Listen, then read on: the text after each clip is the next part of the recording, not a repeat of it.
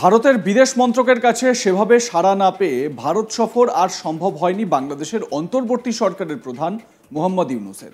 এরপরই চীন সফরে যান তিনি। চীন সফরে তার 4 দিনের এই যে যাত্রা, তার তৃতীয় দিনে শুক্রবার গত 28শে মার্চ তিনি বৈঠক করেন চীনের প্রেসিডেন্ট শি জিনপিংয়ের সঙ্গে। এদিন চীনের সঙ্গে একটি চুক্তি ও 8টি এমওইউ স্বাক্ষরিত হয়েছে বাংলাদেশের। আর এই চুক্তি এবং এমওইউ স্বাক্ষরিত হওয়ার পর যাকে বলে দারুণ খুশি ইউনূস, অনেকটা বিশ্বজয় করে ফেলেছেন এমন ভাব দেখা গিয়েছে। প্রথম বিদেশ সফরে গিয়ে চীনের প্রেসিডেন্ট শি জিনপিং ও বাংলাদেশের প্রধান উপদেষ্টা মোহাম্মদ ইউনূসের মধ্যে বৈঠক হয়। এছাড়াও বেজিংয়ে দ্য প্রেসিডেন্সিয়ালে চীনের ব্যবসায়ীদের বৈঠকেও যোগ দেন মোহাম্মদ ইউনূস। চীনের শিল্পপতিদের কাছে বাংলাদেশে বিনিয়োগের আমন্ত্রণ জানান তিনি। ইউনূস বলেন, আপনারা বাংলাদেশে ব্যবসার সম্ভাবনা সুবিধা গ্রহণ করতে পারেন। এছাড়াও বাংলাদেশের ভৌগোলিক অবস্থানের কথা উল্লেখ করে চীনের ব্যবসায়ীদের উদ্দেশ্যে ইউনূস বলেন, বাংলাদেশ এমন একটি চমৎকার ভৌগোলিক অবস্থানে রয়েছে যেখানে গঙ্গা, ব্রহ্মপুত্র সহ বড় নদীগুলি রয়েছে। ইউনূস তার ভাষণে বলেন, নেপাল ও ভুটান স্থলবেষ্টিত দেশ, ওদের সমুদ্র নেই। ভারতের উত্তর পূর্বের 7টি রাজ্য স্থলবেষ্টিত, ওদেরও সমুদ্র নেই। এরপরই বাণিজ্যিক বৃদ্ধিতে জোর দিতে বাংলাদেশে বিনিয়োগের কথা বলেন তিনি। পাশাপাশি চীনের উচিত এই বাণিজ্যের বিপুল সম্ভাবনা গ্রহণ করা উল্লেখ করছেন কে? মোহাম্মদ ইউনূস। আর এখানেই ভাষণ দেওয়ার সময় ভারতের উত্তর পূর্বের 7 রাজ্যের প্রসঙ্গ টেনে আনেন ইউনূস। ইউনূস বলেন, ভারতের উত্তর পূর্বের 7টি রাজ্য 7 সিস্টার্স, এই 7টি রাজ্য ল্যান্ডলকড, ওদের সমুদ্র নেই, আমাদের কাছে সমুদ্র আছে। এটা একটা বিশাল সুযোগ। চীনের অর্থনীতির উন্নতির জন্য এটা একটা বড় দিক হতে পারে। নেপাল ও ভুটানের অসীম হাইড্রো পাওয়ার রয়েছে, এটা একটা আশীর্বাদ। সেই হাইড্রো পাওয়ারকে ব্যবহার করে আমরা কারখানা গড়তে পারি। বাংলাদেশ থেকে আপনারা বিশ্বের যে কোনো জায়গায় পৌঁছে যেতে পারেন, কারণ বাংলাদেশের ব্যাকইয়ার্ডে সমুদ্র রয়েছে। আপনারা বাংলাদেশে কোনো জিনিস উৎপাদন করে চীনে বিক্রি করতে পারেন। এসব বলছেন মোহাম্মদ ইউনূস। আর এগুলো বলার পিছনে তার কি উদ্দেশ্য রয়েছে সেগুলো নিয়েও বিস্তারিত আলোচনায় আসবো।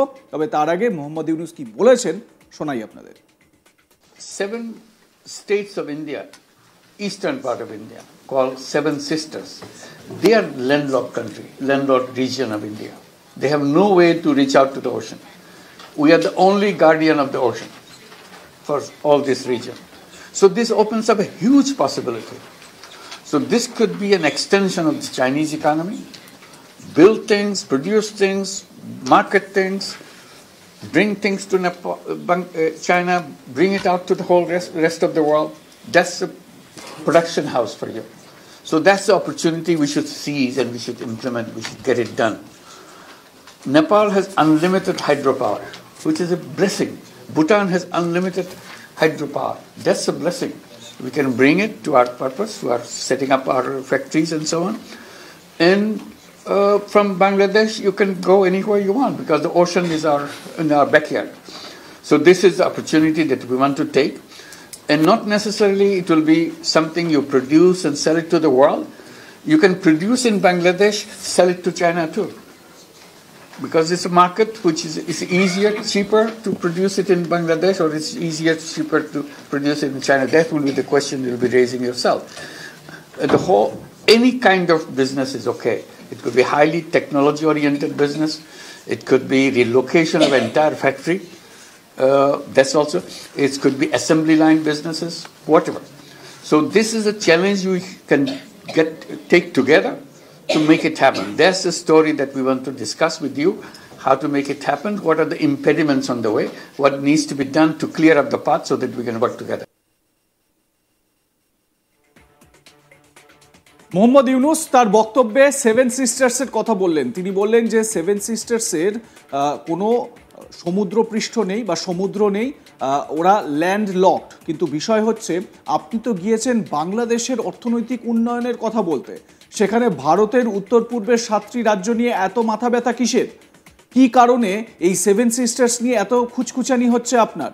এই প্রশ্নগুলো কিন্তু থাকছেই। বাংলাদেশের অন্তর্বর্তী সরকারের প্রধান নিজের দেশ সম্পর্কে বলতেই পারেন, কিন্তু ভারতের 7 সিস্টার্সের রাজ্যগুলি নিয়ে বলার অধিকার কি তার রয়েছে?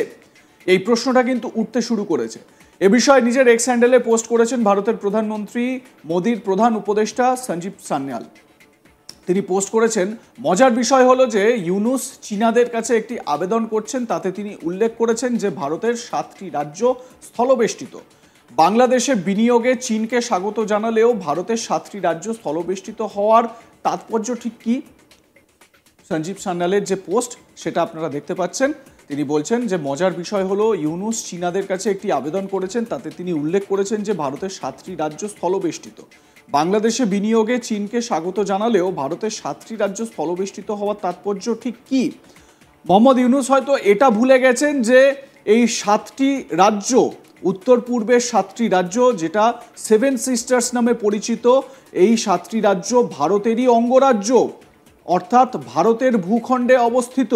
আর ভারতের যদি জলসীমার কথা আমরা বলি বা ভারতের যদি সমুদ্রের কথা আমরা বলি, তাহলে সেটা বিস্তর, বিশাল, সেটা বাংলাদেশের থেকে অনেক অনেক অনেক গুণ বড়। সুতরাং বাংলাদেশি উপদেষ্টা প্রধানের ভারতের কোনো অঙ্গরাজ্য বা 7টি অঙ্গরাজ্য নিয়ে এত মাথা ব্যথা করার কোনো দরকার হয়নি। তাহলে কি? তাহলে হচ্ছে চীনকে উস্কানি দেওয়া, 7 সিস্টার্স কথাটা বারবার করে উত্থাপন করা, একই সঙ্গে চীনের যে ব্যবসার যে লোভ, সেই লোভের উস্কানি দেওয়া, এবং সেই জন্য যাতে চীন বাংলাদেশে ইনভেস্ট করে এবং ইনভেস্ট করলে তারা 7 সিস্টার্সের অনেক কাছাকাছি পৌঁছে যেতে পারে, এই উস্কানি দেওয়া হচ্ছেই গিয়ে ইউনূসের অন্যতম প্রধান একটা লক্ষ্য। জানা গিয়েছে চীন ও বাংলাদেশের মধ্যে অর্থনৈতিক ও প্রযুক্তিগত সহযোগিতার বিষয়ে একটি চুক্তি ও 8টি সমঝোতা স্মারক স্বাক্ষরিত হয়েছে। সমঝোতা স্মারকগুলোর মধ্যে রয়েছে দুই দেশের কালজয়ী সাহিত্য ও শিল্পকর্মের অনুবাদ ও সৃজন, সাংস্কৃতিক ঐতিহ্য ও খবর আদান প্রদান, গণমাধ্যম, ক্রীড়া এবং স্বাস্থ্য খাতে বিনিময় সহযোগিতা। এছাড়াও 5টি সহযোগিতার বিষয়ে আলোচনা হয়েছে বলে খবর। বিনিয়োগ আলোচনা শুরু করা চীনের বিশেষায়িত অর্থনৈতিক অঞ্চল, মোংলা বন্দরের আধুনিকীকরণ ও সম্প্রসারণ, একটি রোবট ফিজিওথেরাপি ও পুনর্বাসন কেন্দ্র নির্মাণ এবং একটি কার্ডিয়াক সার্জারি গাড়ি অনুদান, এগুলি নিয়ে আলোচনা হয়েছে। সেগুলো তো একটা আলোচনার বিষয়, সেগুলো অন্য একটা দিক। কিন্তু একটা বিদেশ সফরে গিয়ে কোনো দেশের রাষ্ট্রপ্রধান, যদিও তিনি নির্বাচিত রাষ্ট্রপ্রধান নন এবং বাংলাদেশের যে সংবিধান, সেই সংবিধান তাকে অনুমোদন দেয় না, তিনি আদালতের দ্বারা বা সুপ্রিম কোর্টের দ্বারা নির্দেশিত বা সুপ্রিম কোর্টের নির্দেশে একটা তত্ত্বাবধায়ক সরকার চালাচ্ছেন, কেয়ারটেকার সরকার চালাচ্ছেন। এক কথায় বলতে গেলে একজন কেয়ারটেকার, যে কোনো বাড়ির যেরকম কেয়ারটেকার থাকে সেরকম বাংলাদেশি গভর্নমেন্টের একজন কেয়ারটেকার তিনি, এর থেকে বেশি আর কিছু নন। সেই কেয়ারটেকার প্রধানের কোনো রকম বলার অধিকার নেই যে ভারতের 7টি রাজ্যের সমুদ্র আছে কি নেই। এ বিষয়ে আপনাদের মতামত কি জানাতে ভুলবেন না। দেখতে থাকুন আজ তাক বাংলা, সাবস্ক্রাইব করুন আমাদের ইউটিউব চ্যানেলটি, বেল আইকন প্রেস করুন নোটিফিকেশন পেতে।